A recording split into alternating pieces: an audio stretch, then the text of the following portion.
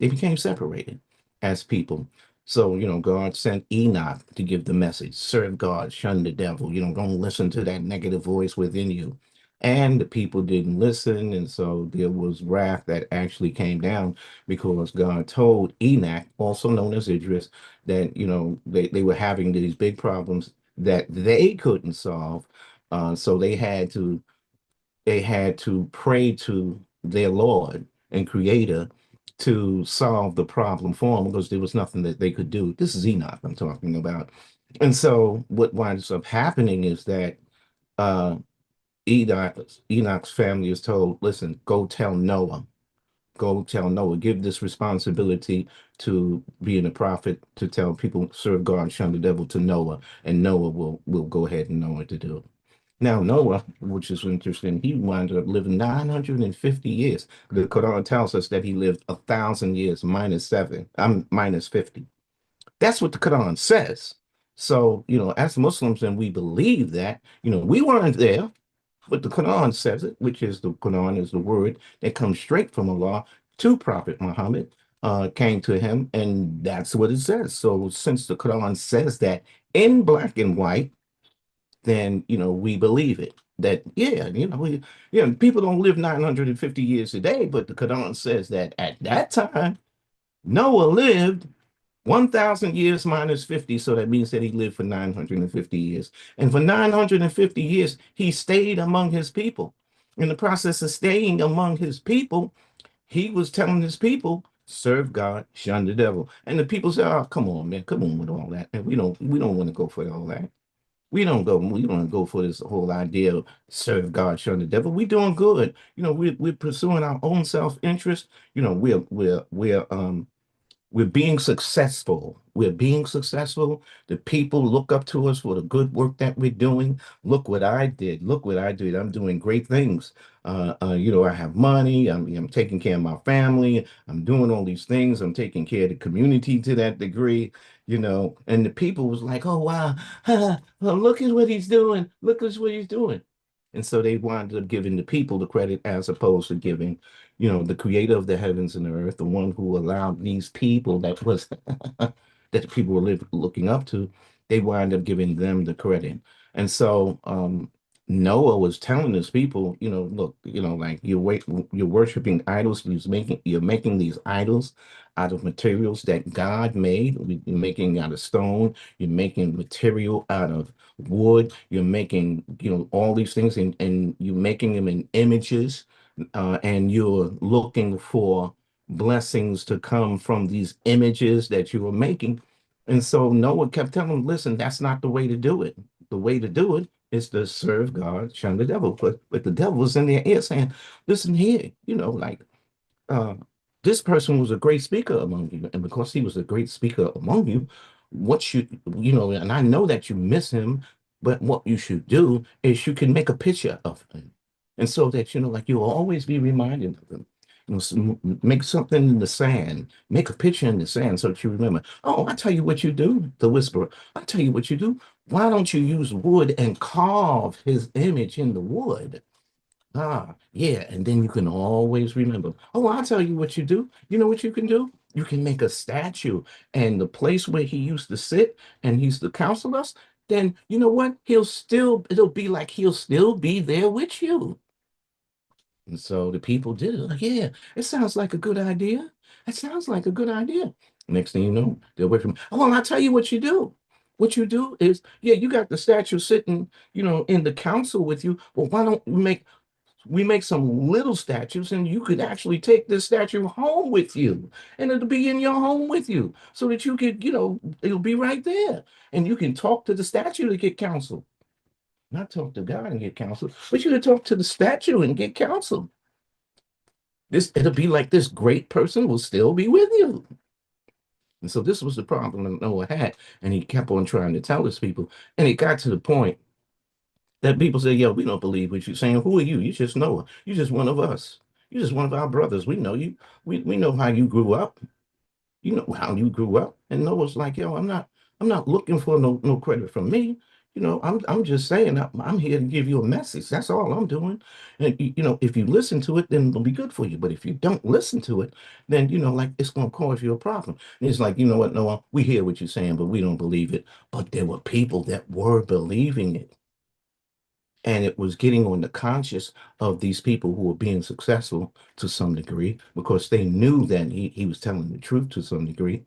But because of their selfishness, because of the fame, fortune, because of the elevation that they had elevated to in society, it was very difficult for them to give up these positions of power. It was very difficult for them to change their selfish ways. It was very difficult for them to say that all of this was done because the creator of the heavens and the earth actually bestowed favor on them because they were saying, my hands did this. Creator ain't had nothing to do with this. My hands did it. So it became very difficult for them. And this is just how the human being is. This is how the human being is. This was the problem that, well, I don't even want to go back, but I'm just saying that this is how the human being is. Noah recognized that, and he kept talking to people, and they wouldn't listen. So he started to build an ark, and it was like, what the heck? People looked at him building an ark and think, what the heck is he building an ark for? And the thing is that he started building the ark. He wasn't even building the ark near the ocean. He was it was outside the town. It was outside of town. He starts building this ark. Now you say, well, he's building the ark, but he was here 950 years. You don't think that he could build an ark in 950 years? I mean, if he took 50 years to build an ark, if he took 100 years out of the 950 to build an ark, you don't think it could be done? They put up skyscrapers in 10 years. They put in skyscrapers today in 10 years. They do it. So it's not impossible for something like that to be done. And we're just taking it on a practical level. That's how we're looking at it. There are many more intellectual points that could be made about this here, but just using practicality of the human being and the human being's capability of utilizing his hand and utilizing the creation, that the possibility exists. We wasn't there, but the possibility exists that Noah was able to build an ark. He lived for 950 years.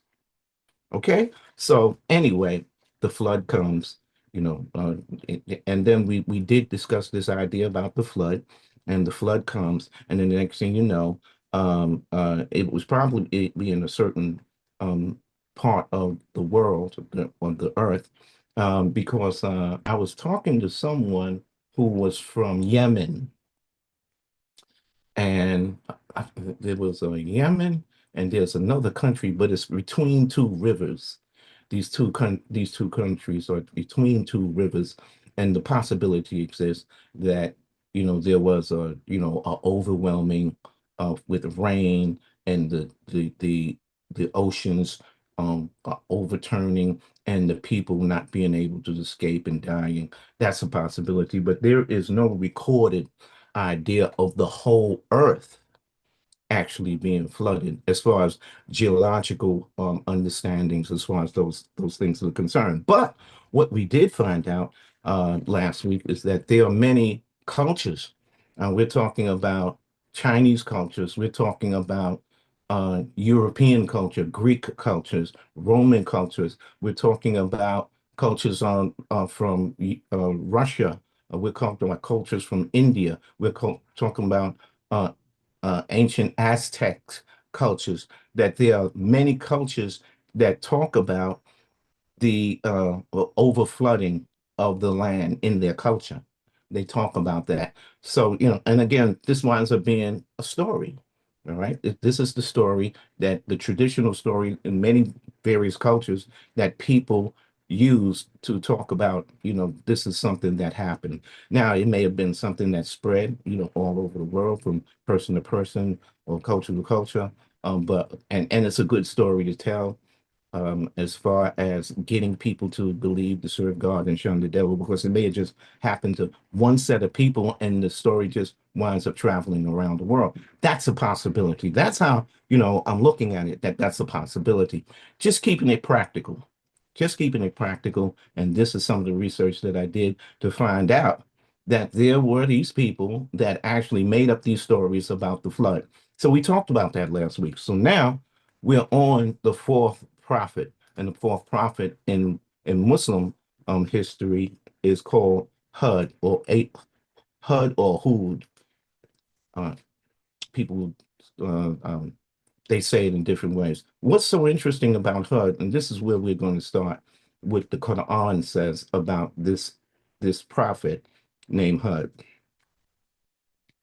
And to the Ad people, we sent their brother Hud. So it wasn't like some foreign person that actually came. It was their brother. This is what the Quran says. And to the Ad people, we sent their brother Hud. He said, "O my people, worship Allah. You have no other God but him. Certainly, you do nothing but invent lies. O my people, I ask of you no reward for this message. My reward is only from him who created me. Will you not then understand? And O my people, ask forgiveness of your Lord and then repent to him. He will send you, he will send you from the sky abundant rain and add strength to your strength. So do not turn away as disbelievers in the oneness of Allah, the creator of the heavens and the earth." They said, "O Hud, no evidence have you brought us, and we shall not leave our gods for your mere saying.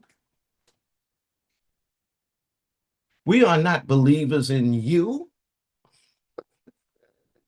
All that we say is that some of our gods have seized you with evil and madness."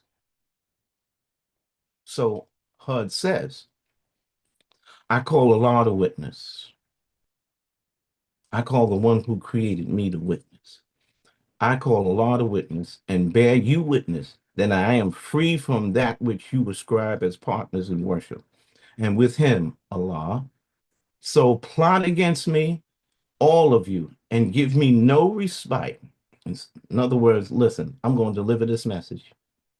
This is what he's saying. He said, "Look, I'm going to deliver this message, and it doesn't matter what you say to me, and it doesn't matter what you do. I'm going to still preach this message to you and tell you you should serve God and you should shun the devil. I put my trust in Allah." This is what the Lord says. "I put my trust in Allah." This the one that has, given him the message. So he says, I put my trust in Allah. My Lord and your Lord. My Lord is my Lord, but it's your Lord too.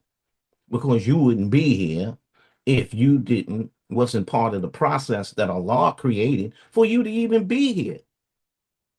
And now here it is, I'm just interpreting. Now here it is, you've gotten a little bit of success, and all of a sudden become conscious, and you're not going to even recognize the one who has allowed you to exist, that giving you hands that work in a brain, and you've been able to use this and then you tell me that I'm telling you, all I'm telling you is serve God, give the credit to the creator of the heavens and the earth, and don't listen to this negativity about you being selfish and you being so great, and all these people looking up to you. Don't do that. But you heard what they said. So there is not it says here, "I put my trust in Allah, my Lord and your Lord. There is not a moving creature, but he has grasp of its forelocks.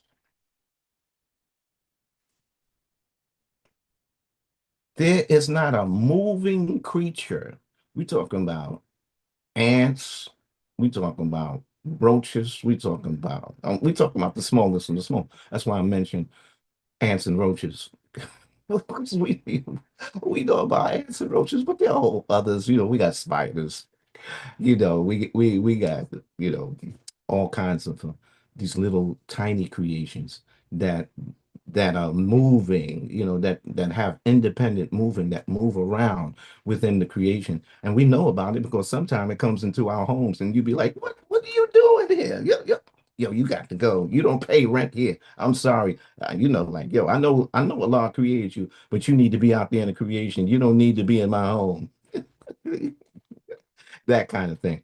So so it says here, so it says that there's not a moving or living creature, but he has grass over his forelocks, so that Allah hasn't created that creature and put him on the path, his pattern of living. Verily, my Lord is on the straight path, the truth, which is the truth. So when you talk about being on the straight path, talking about the path of truth. So if you turn away, still I have conveyed I told you, I conveyed the message with which I was sent to you. That's all I'm trying to do. I'm just, HUD told us, look, and even so, if you turn away, at least I've conveyed the message to you. It's not like didn't know, you knew. My Lord will make another people succeed you, and you will not harm him in the least. Surely my Lord is guardian over all things. So this is the message that HUD was actually bringing to his his people. When it says here, and to that we sent their brother. So they knew him. He came up right amongst them. And so we continue that HUD, peace be upon him, explains the day of judgment. Come on, come on. Let me give me something here. All right, let's see.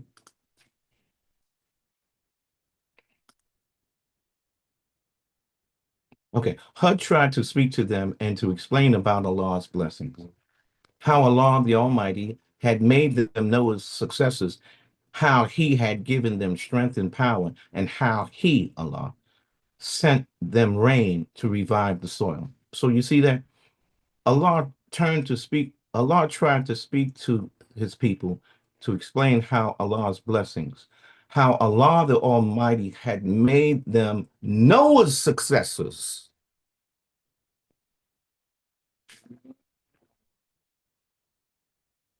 Okay?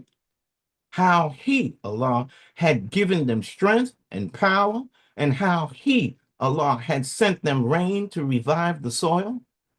HUD's people looked about them and found that they were the strongest on earth, or in their section of earth, they found that they had gained strength in their section of earth.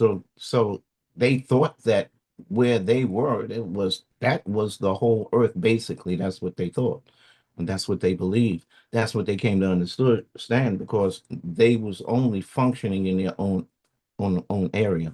So that's why it winds up being, to explain, that they're the strongest on earth. So they become um so they become prouder and more obstinate.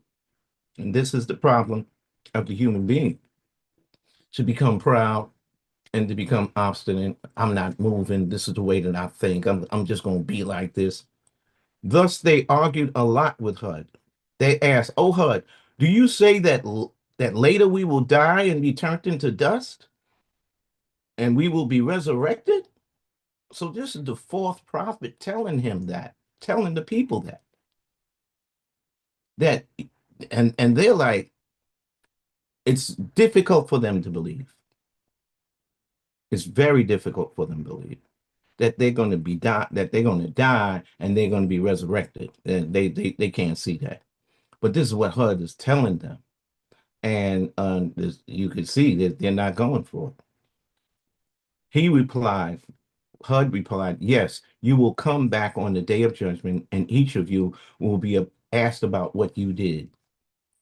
Now, even today, there are a lot of people that don't believe that.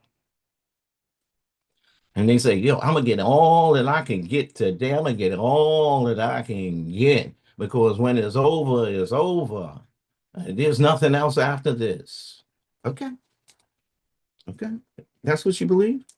Okay. So just Just understand that this is the fourth line of prophets, the fourth prophet, Adam, Enoch, Noah, and now Hud. And Hud is telling his people, you see what happened to Noah? How do you think that happened? How do you think that happened? He's trying to give them a reminder and to tell them about the day of judgment, that this is a day that's going to come about. You're going to have to answer to it. A pearl of laughter was heard about the last statement. The last statement being, yes, you will come back on the day of judgment, and each of you will be asked about what you did. And they started laughing. Oh, you hear this guy? You hear this guy? Yeah. They talk a lot of coming, but we can't come back.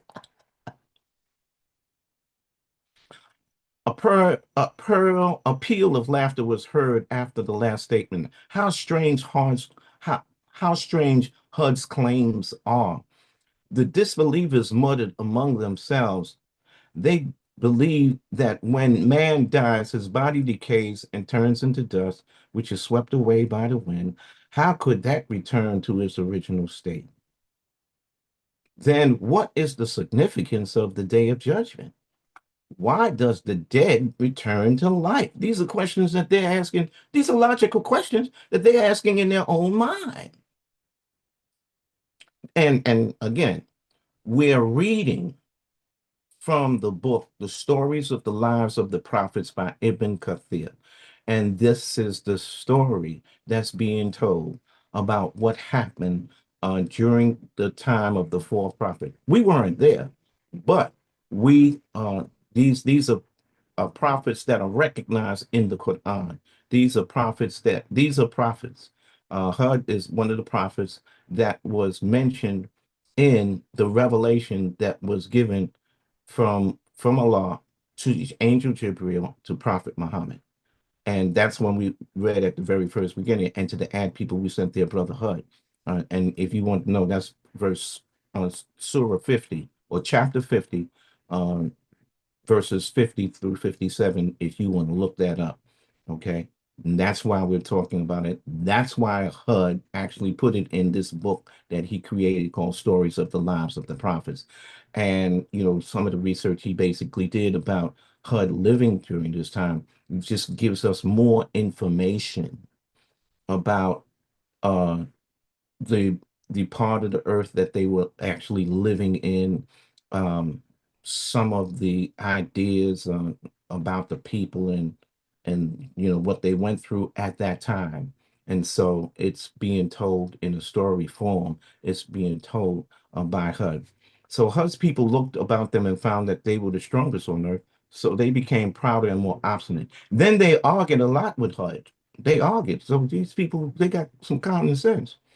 They asked her, "Oh, how you say that later we die and turn into dust?" And so he said, "Yes, you will come back on the day of judgment, and each of you will be asked about what you did." They laughed because they couldn't understand it. It's like, yo, you hear this guy?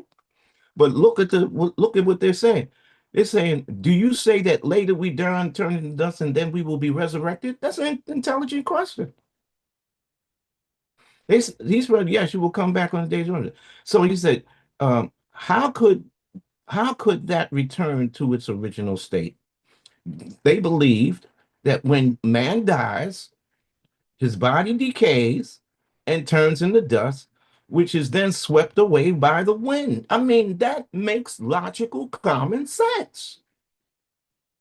So it's understandable, but see, a lot, HUD was telling them something, yeah, and then you're gonna be resurrected, and you're gonna have to answer for what you did. So that's why they laughed at it. But they were using logic. They were using logic. They said, why does they asked him, said, well, why he's telling us, uh, then what is the significance of the day of judgment? These are questions they're asking yourself. Why does the dead return to life? All these questions were patiently received by HUD. He then addressed his people concerning the day of judgment. He explained that belief in the day of judgment is an essential part of Allah's justice, teaching them the same thing that every prophet before him taught. Now there was only three prophets that came before him. But again,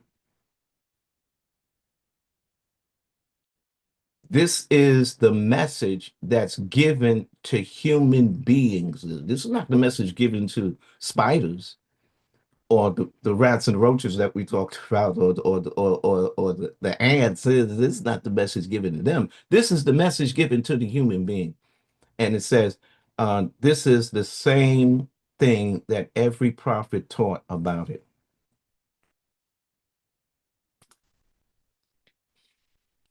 Uh, this is what I want to find because it looks like it's trying to skip something.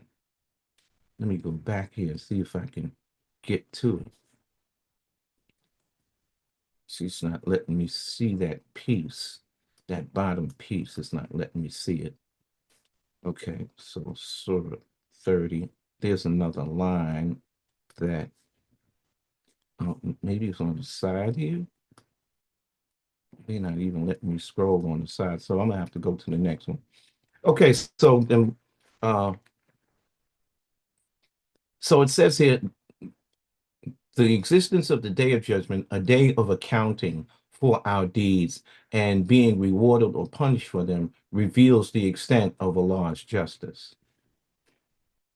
HUD spoke to them about all of these things. They listened but disbelieved him. They disbelieved him because it just didn't make sense. They couldn't see that there was a hereafter. So the disbeliever's attitude. Allah recounts Hud's people's attitude toward the day of judgment, and this is from the Quran, Surah 23, verse 33 through 38.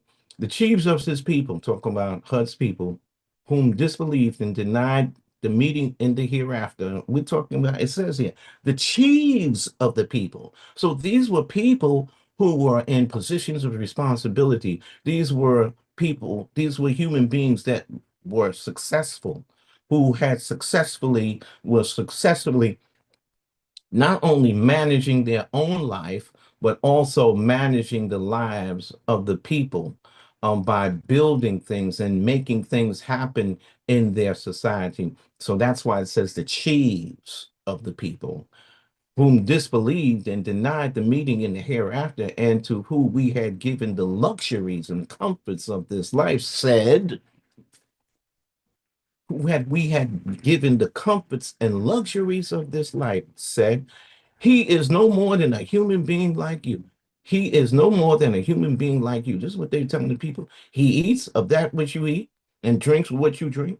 If you were to obey a human being like yourselves, that verily you indeed would be losers. That's what they're telling. That's what they're telling the people. Look, he eats like you. He does all these things like you, and then he's gonna come to us, with this doggone message like this here, but he's not as successful as us. Look at the luxuries that we have. Look at what we have. So this is what the chiefs were telling the people. Does he promise you that when you have died and you have become dust and bones, you shall come out alive? That's what he's telling you. You believe that? That's what he's telling you. Far, very far is that which you are far, very far is that with which you are promised. There is nothing but our life in this world. We die and we live. We are not going to be resurrected. He is only a man who is inventing a lie against Allah, and we are not going to believe in him. So this was their state of consciousness. This is what they believed. So disbelievers question HUD. The chiefs of HUD's people ask, is it not strange that Allah chooses one of us to reveal his message to? HUD replied, what is strange in that? Allah wants to guide you to the right way of life. So he sent me to warn you.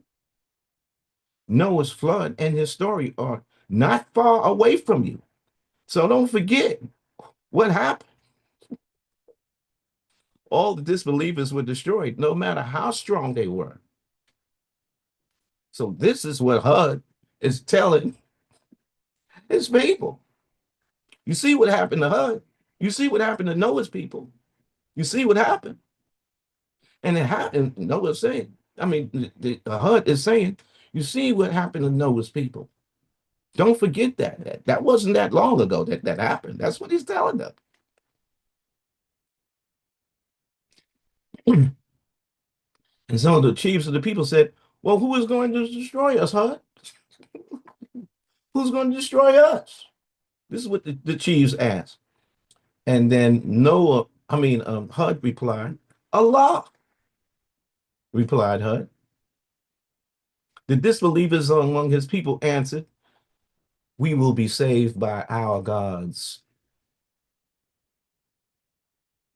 So HUD clarified to them that the gods they worship would not be the reason for their destruction, that it is Allah alone who saves people, and that there is no other power on earth can benefit or harm anyone. The conflict between HUD and his people continued. The years passed, and they became prouder and more obstinate, and more tyrannical and more defiant of their prophet's message.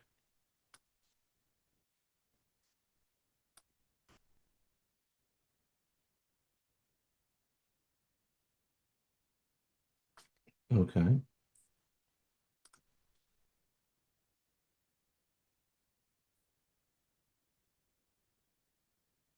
Oh, that's why. That's what's going on. Oh, I see what's happening. Okay. So, of the prophet's message, HUD warns his people. Furthermore, they started to accuse HUD, peace be upon him, of being a crazy lunatic. One day they told him, "We will.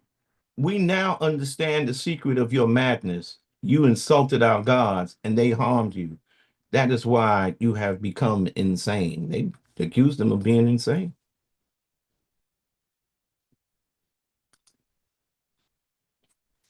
So, and this is a piece in the Quran that says, "Oh, oh my HUD,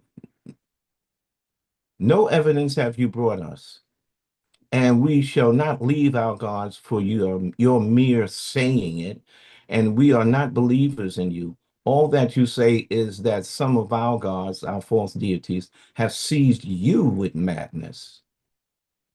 And that's in the Quran, chapter 11, verse 53 and 54. HUD had not, HUD had to return their challenge, okay, because they call him a madman now. He had no other way but to turn to Allah alone, no other alternative but give them a threatening ultimatum. He declared to them, see, so, here it is, the people, human beings, that have been successful, achieved, they're accusing him of being a madman. So this is what he says to them. And this is in the Quran, so in chapter 11, 54 through 57. He said, I call Allah to witness and bear you witness. He said, I call Allah to witness, and I call you to bear witness that I am free from that which you ascribe as being worshipped with him. So that's what he was telling them. That, yeah, you talking about I'm mad? Okay, you could say that. But he said, I call Allah to witness, and then I ask you to bear witness that I'm free of that which you ascribe as your worship with him, that your gods that you worship with him. I'm free of that. All right, you go ahead and worship that, but I'm free of that. And I call you to witness that I'm free. I'm not worshiping your Lord, but I'm worshiping the one who created me. So plot against me. That's what he tells me. He said, yo, so do what you want, do what you do. Plot against me, all of you, and give me no respite. I put my trust in Allah, my Lord and your Lord. There is not a moving, living creature, but he has grasped of his forelocks. Verily, my Lord is on the straight path. So if you turn away, still I have conveyed the message with which I was sent to you. My Lord will make another people succeed you, and you will not harm me in the least. So that's what he tells them again. So this is what happens when the punishment comes. And this is part of, again, I'm reading from The Stories of the Lives of the Prophets by Ibn Kathir, which is a very famous book in Muslim circles. It's known all over the world. We're just reading it here in America, and we're reading these stories to see if there's something that we can get from it that will benefit us today. And we're reading it on understanding that all of these prophets were dealing with human beings, which we are. We are human beings. We weren't there. But what has happened is these stories, these traditional stories, have been passed down through the ages. And it's not something that's just in Muslim culture, but these stories are in Christian culture and Judeo and Jewish culture also. These stories, okay, they might be said a little different, but these stories are there. And they may be in, again, these are stories that may be in other societies, but we know that when we talk about Muslim, Christian, and Jewish culture, we know that these stories are there. So then there's this, we've come to the part in the book that talks about the punishment. Thus Hud renounced them and their gods and affirmed his dependence on Allah who had created him. Hud realized that punishment would be incurred on the disbelievers among his people. It is one of the laws of life. Allah punishes the disbelievers, no matter how rich, tyrannical, or great they are among themselves. That Allah punishes them. The creator, said another way, the one who created the heavens and the earth and allowed the pattern of life for human beings to exist. And then they come out and they use the hands, they use the brain, they use the material of Allah's creation. And then they become arrogant and boastful and tyrannical using Allah's creation. So this is how the punishment comes about. Hud and his people waited for Allah's promise.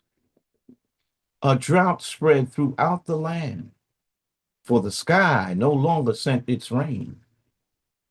The sun scorched the desert sands, looking like a disk of fire which settled on people's heads. Hud's people hastened to ask him, What what is it? What is that drought, Hud? And Hud answered, Allah is angry with you. If you believe in him, he will accept you and the rain will fall and you will become stronger than you are. They mocked him and became more obstinate, sarcastic, and preserved in their unbelief. The drought increased. The trees turned yellow and plants died. A day came when they found the sky full of clouds. Hud's people were glad as they came out of their tents crying, A cloud, a cloud. The cloud will give us rain. The weather changed suddenly from burning dry and hot to stinging cold with winds that shook everything. Trees, plants, tents, men, and women. The wind increased day after day and night after night. Hud's people started to flee. They ran to their tents to hide, but the gale, the scorching wind, the gale of the wind, the push, the wind was so strong it started to push them, became stronger, ripping their tents from the stakes. They hid under cloth coverings, but the gale became stronger and still and tore away the covers. that they were trying to cover themselves with. It slashed clothing and skin. It penetrated the body and destroyed it. It hardly touched anything before it was destroyed or killed. Its core sucked out of the decomposed and rot. The storm raged for 8 days and 7 nights. Allah the Almighty accounts.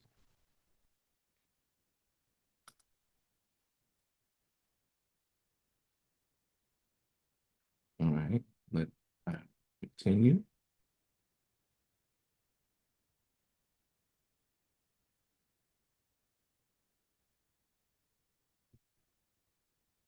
Okay, let me do it like this. There you go. Okay, so Allah the Almighty accounts, and this is Surah 46, verse 24 to 25. Then when they saw it as a dense cloud coming toward their valley, they said, "This is a cloud that will bring us rain." This is from the Quran. Nay, but it is that torment which they were asking to be hastened, a wind wherein is painful torment, destroying everything by the command of its Lord. So there are many, you know, that recently there was a fire that happened in Los Angeles, and the human being is learning how to um, has things in place that when these natural disasters come, that they're finding ways to deal with it and address it. There are seasons of hurricanes and storms that come, and sometimes they wind up being unique. Here in New York City area, there was a unique storm that happened in the New York City area. There was this COVID thing that happened and killed millions and millions of people, and then millions of people went right back to living. But for a moment, people uh, wind up turning to God for their creator for a minute, because they realized there was nothing that they could do, and they realized there was nothing that other humans beings could do to save them. Uh, and many people, millions of people, wound up dying from that situation.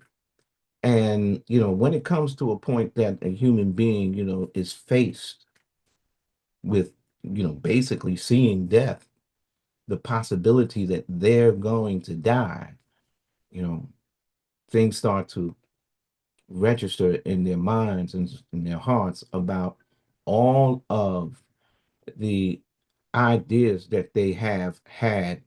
I have I'm seeing Sister Kalida has a question.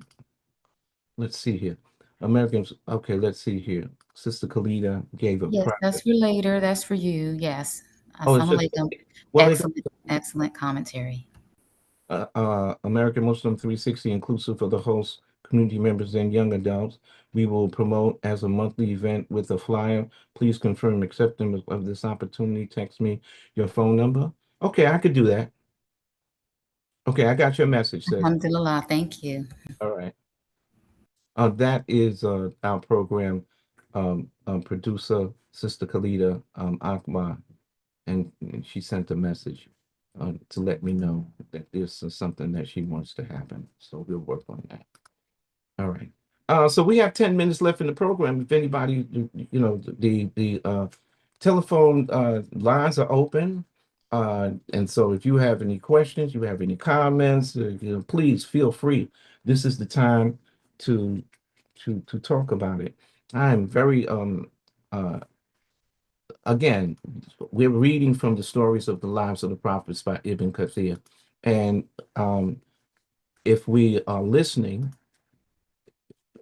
there are many um, similarities that we can grasp about in these stories. Similarities about people becoming successful, to a great degree and becoming dependent on themselves and giving praise and glorification to idols, other people, uh, getting so involved with their life that they forget the praise to the one who created them and allowed them to exist. That's how we're saying it today. That this is the message that the Quran is giving to the people of today, telling you about the stories of the lives of the prophets. The Quran is a revelation. It is a revelation that Muslims say came directly from the creator of the heavens and the earth and came to Prophet Muhammad directly. Well, came from Prophet Muhammad to the angel Jibril, and that was given to Prophet Muhammad. And this happened over a period of 23 years. So, you know, the Quran doesn't go into all of the details about, the daily lives that people were living during that time, or it doesn't say, well, this happened in Yemen, this happened in Palestine, this happened in Oman, this happened in Egypt. It doesn't go into those particulars. But here it is, the people of the Quran, which live in the Middle East, okay, they have the traditional stories that's been passed down from generations through the generations to their people. They have the historical ideas of Palestine, of Jerusalem, of Israel, of Jesus. They have all these historical ideas, because they're there. They are there. So the original stories that come from there, they have that. And what Ibn Kathir did is that he put those stories together. He put those stories together in a book, okay, that talks about the prophets from Adam to Prophet Muhammad, peace be upon him. And this is what makes it interesting for us, because maybe there's something that can be maybe there's something that can be learned from us today. My brother Muhammad Sharif, yes, go ahead, brother. Yeah, assalamu alaikum, Brother William. Walaikum assalam, sir. Right, that's happening right today, right in front of our eyes. The same thing.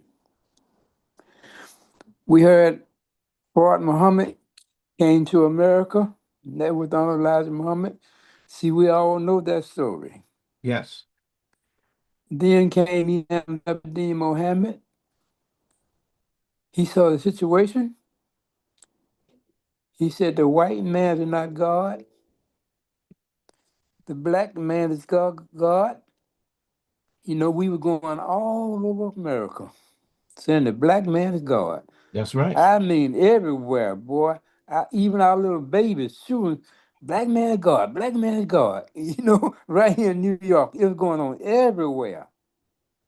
Then Allah brought Imam W. Muhammad in.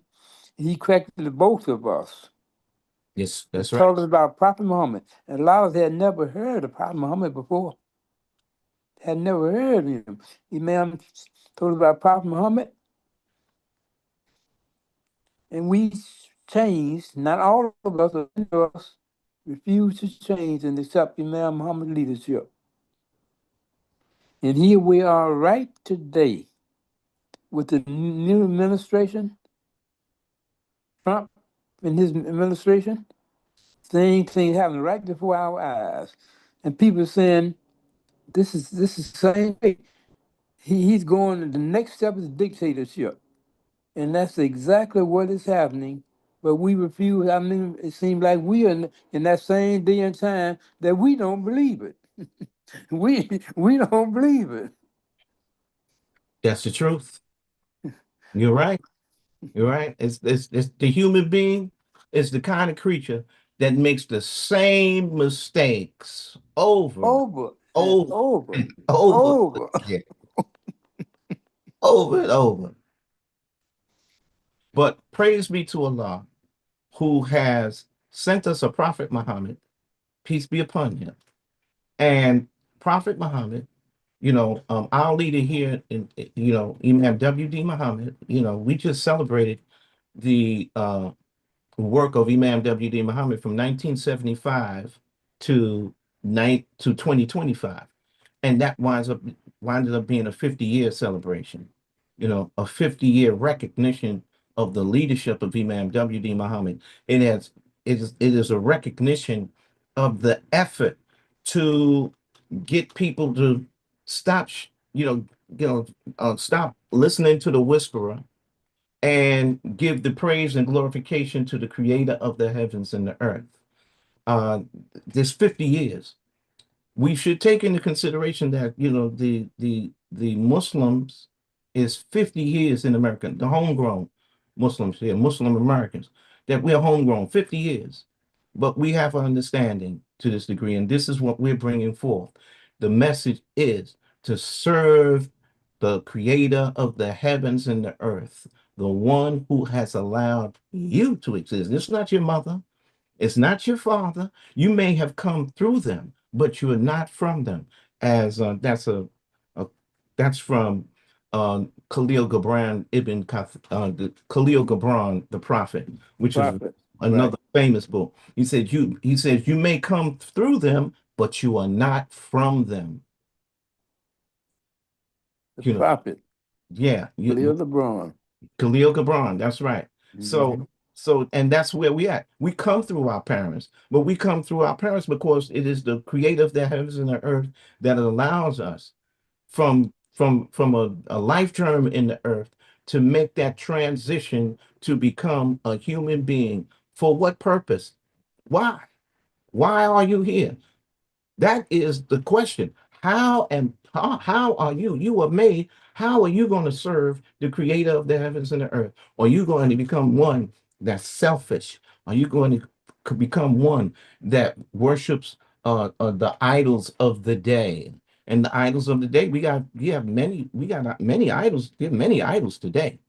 They Many. you call them fans. Hmm. Human beings are called fans these days, and they worship many idols. They got still shows that's called American Idol. Right. Oh, That's it's right. called American Idol. Hmm. Would you like to be an idol? Come to American Idol and let me make you an idol for the people to worship. Sports figures, political figures, movie stars. Where is your head, human being? Where is your head? Are these people going to become your idol, or are you going to turn to the one who allowed you to exist? And are you going to follow a path that winds up being that you make a contribution to society? And when you make that contribution, that you don't forget to say, all praise is due to Allah. All praise is due to the one that created me. See, that's how you keep it off you. That's how you keep from becoming arrogant and boastful. When people start to give you praise and glorification for the things that you do, the buildings that you may build, or the career that you build, and people start praising, oh, yeah, ha, yeah, ha, yeah, ha, hey. You could go ahead and listen to the voice in your ear. Look at the people here. They love me. I'm great. I've made it. Look at all the money I have. You know what I'm gonna do? I'm gonna go ahead and buy some gold jewelry. Yes, I'm gonna buy diamonds. I'm gonna put diamonds in my ears. Look at me. Because why? Because this is what everybody else is doing. I've made it. I am. Okay. So here it is. You've decided to become selfish. Well, look, we could go on as far as this is concerned, but it's 9 o'clock. Any more questions or comments out there? Please. The microphone is open for you. Again, my sister said, all right, all right. So I have to contact her the morning after the program.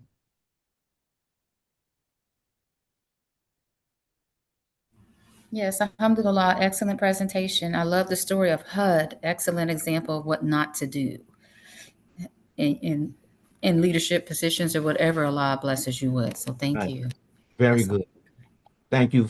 Thank you for you giving the basic message. I appreciate that. So here it is. We have come to the end of the program, and I don't, yeah, Sister Martha is on. So, Sister Martha, Assalamu alaikum. Sister Martha, if you are on, you want to tell the people about the program that's going on a little later on today on American Muslim 360. Uh, yes, assalamu alaikum to everyone. Martha Nyla Williams Abdullah here, and thank you. You know, it's often good to hear. I know growing up, we heard stories, and then you get a little older and you began to say, oh, I see the analogy of that, you know, the similitude or the likeness of that happening as you all brought out, you and Muhammad and Alhamdulillah for our CEO and everyone else who's listening. Excuse me. Continuing on today, Tuesday, for American Muslim 360 is it's all about courtship and marriage. Look at that in our heart coming up from Khalida. Thank you. It's all about courtship and marriage with Manira Habil Uma and Bina Mohammed Beya. And you don't want to miss that, everyone. 7 p.m. Eastern Standard Time, 6 p.m. Central, and 4 p.m. Pacific Coast Time. And as you know, we collaborate. We're working in our communities dutifully. So, likewise with our hosts, one another, William Kareem, a long-time standing production of A New Day for Al Islam Community Radio, well before American Muslim 360, believe it or not, y'all. But here we are. We're connecting along with the other voices of female voices, Muslim female voices, and we're reading from the Quran at Yeah. 10 a.m. to 1 p.m. Yes. And that is a 971 that's between 10 and 1, 10 to 1, excuse me. And so please, by all means, share in the joy and the understanding and continuation and just getting the perception of others who read Quran as well. And bring your voice onto A New Day Yes. for Al Islam Community Yes. Radio, which Yes. is sister to, parallel to American Muslim 360. I mean, that's right. And brothers and sisters, you have to tune in at 10 a.m. 971-379-9162 because the sisters do a great um, I don't want to say they do a great they make a great contribution to our community by expressing the Quran in Arabic and then reading it in English and then having a discussion about each ayat or each verse that they're reading about. So they read about it in Arab. They say it in Arabic, then they interpret, then they translate it in English, and then they do more than one translation. They do a couple of translations from different perspectives, but with the two translations that they make, basically it says the same thing. But this is the English language. It's the English language. Sometimes the English language. Oh, you mean you want to use you want to use the word see? Well, I would rather use the word in that situation. I would rather that is observed. I would rather use the word observed rather than see. It's like it's the same thing. No, there's a difference. When you see, it's just a physical thing and all of this and that. Like this is more like observed, meaning that you got some understanding from it, etc. etc. So yeah, not a human being. So, but that's what we at. That's what we do. That's what human beings do. That's what we do. And especially today, when we talk about artificial intelligence, this is how technical artificial intelligence gets because it makes these intricate differences. And so it becomes a part of the responsibility of a human being to accept the idea that is closer to what he's really trying to talk about, but they can really get real technical about it. Uh, but let's try to keep it as simple as possible. and expression the understanding concerns. Okay, so There's Deprita. Her thumb and her heart was going up in the yeah, air. yeah. And so thank you so very much, brothers and sisters. Thank you for being with us today. What I'm going to do is end the program and tell you to make sure to listen to American Muslim 360 on a daily basis, and that it has great information for you that can be a benefit for you. So make sure you listen. We appreciate that. And A New Day for Islam Community Radio. And until 10 o'clock today, when I'll be right with you, I give you the greetings. Assalamu alaikum. For all of the people that's on, Muhammad Sharif, Appreciate ID, Kareem Hamid, Khalida Akbar, Sister Martha Nala Abdullah, Assalamu alaikum, rahmatullahi wa barakatuhu. And our Walaikum full YouTube assalam. family. Walaikum assalam. Alhamdulillah. Alaikum assalam. Okay, so we'll stop recording. And do you see live streaming still going on, or we had started it?